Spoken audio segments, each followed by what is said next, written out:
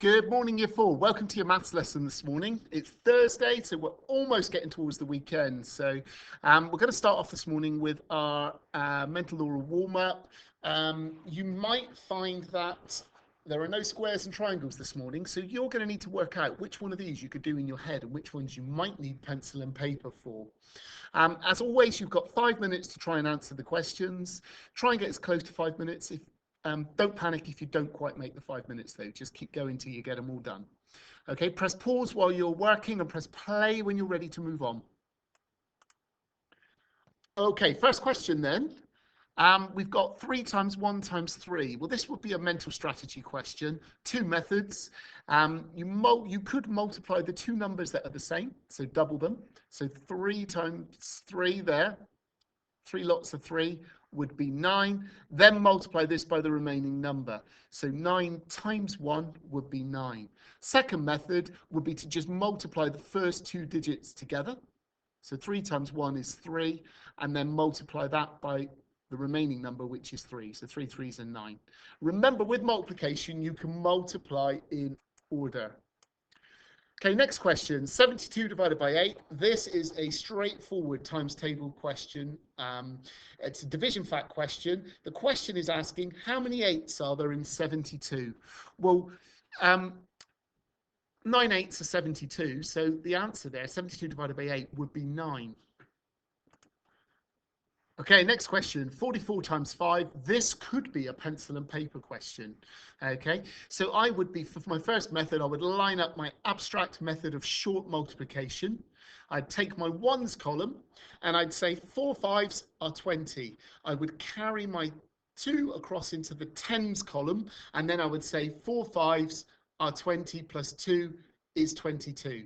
So in answer to our question, then it would be 220.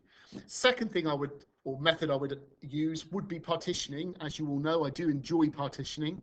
So if I was to partition 44 here, it would be 40 and 4. Okay, I'm then going to multiply both bits by 5. So 40 times 5 would be 200, and 4 times 5 would be 20. And if I recombine those numbers, it would be 200 plus 20 would equal 220. Next question would be 80 times 2. Now, if I had 80 times 2, this would be a straightforward multiply, but using known times table facts. So we talked about this before. We would cover up the magic 0. Okay, hold it down. And we're left then with 8 times 2 is 16. We then would release that magic 0, which would jump to the end of the 16, which would turn that number into 160. So 80 times 2 is 160. And the final question we've got is one of those mystery number questions. So we've got 5,485, take away the mystery number, would equal 3996. So if you're going to use written method for this, I would use column subtraction. Excuse me, column subtraction. And I would be thinking to myself, right, I'm going to have to use probably exchanging. Well, 5 take away 6 you cannot do. You would need to exchange from the tens column. This means that we have 15 take 6 is 9. We then have 7 take away 9 left here. Can't do that, so we will need to exchange one from this column here. This means then that we have 17. 17 take away 9 is 8. 3 take away 9 we can't do, so we would need to exchange from this column, which will mean 13. 13 take away 9 would be 4. And then 4 take away 3 would be 1 to finish off. So our answer then will be 1,489.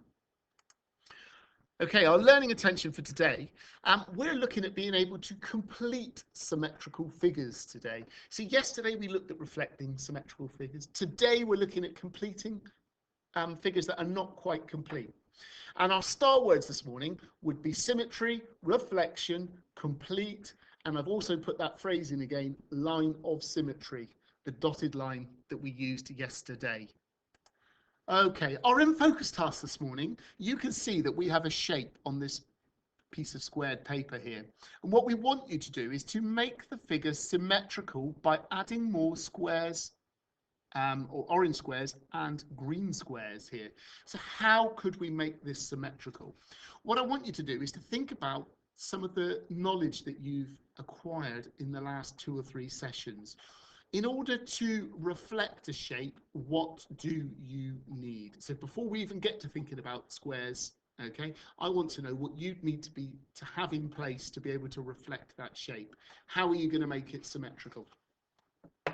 Press pause now while you're thinking about this, and press play when you're ready to carry on.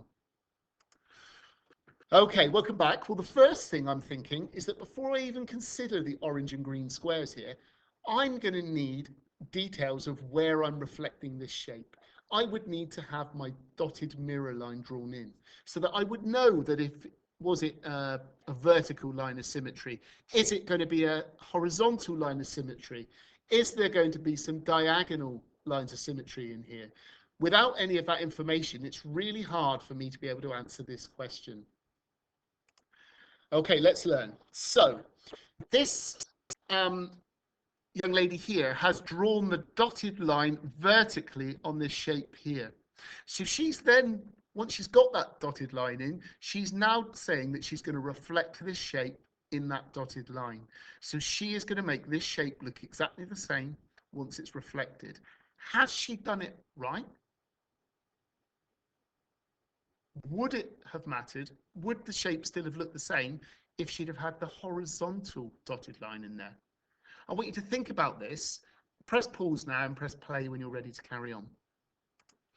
Okay, so in answer to this question here, she has done this correctly. This is the correct line of symmetry for this shape to be reflected like this. If she'd have had the line of symmetry here, the shape would have looked very different. It wouldn't have looked the same. So yes, she's done this correctly. Now this young man has drawn his mirror line horizontally across here, and he's saying this is the line of symmetry for this shape. Is he correct? Again, would it have mattered if he had the line of symmetry somewhere else? And why would that be the case? So what has he done here? Is it correct? And why is it correct? Press pause now. Okay, so yes, he's put the line in the correct place. And you know that because this shape here is reflected exactly the same. It's exactly the same shape reflected in this line here. There are no gaps between this shape and the dotted line. There are no gaps here. This shape is bang on. It is exactly as it should be. Now this shape here, we've got the original shape up here. What I want to know is this shape symmetrical? And where would the line of symmetry be, or lines of symmetry be for this shape? And the young lady has given you a clue here when she says, is there more than one line of symmetry? Press pause while you're thinking about this and press play when you're ready to resume. Okay, so we had our original shape here, and what I'm going to get you to think about now is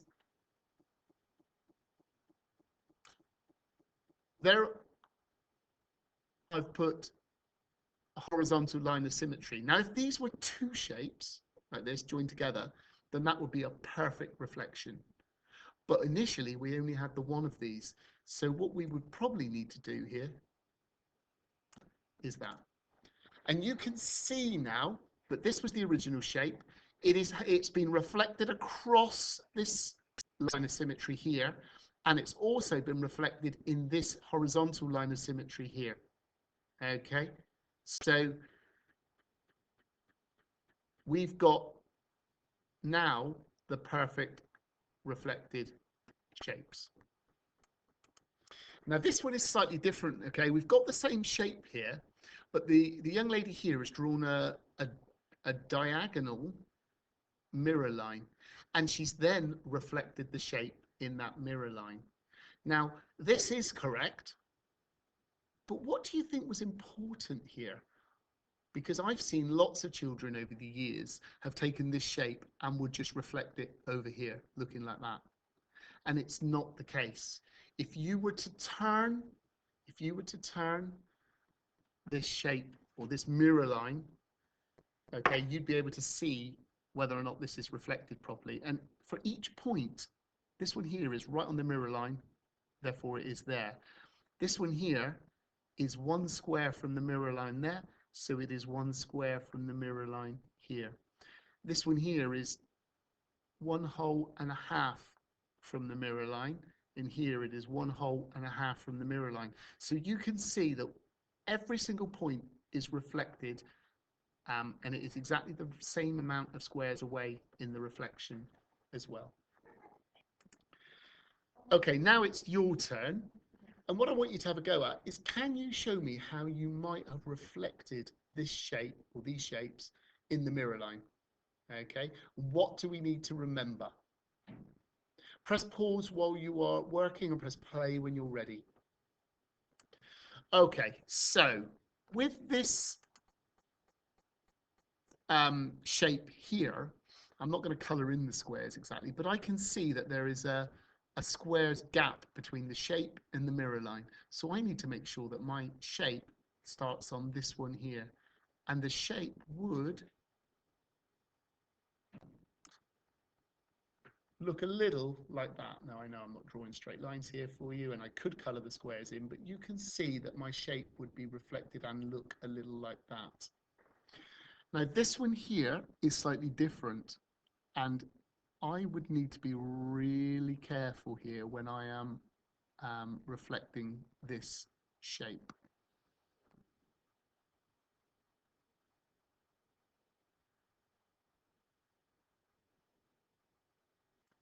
Now you can see that with this particular shape here, I've drawn these in here.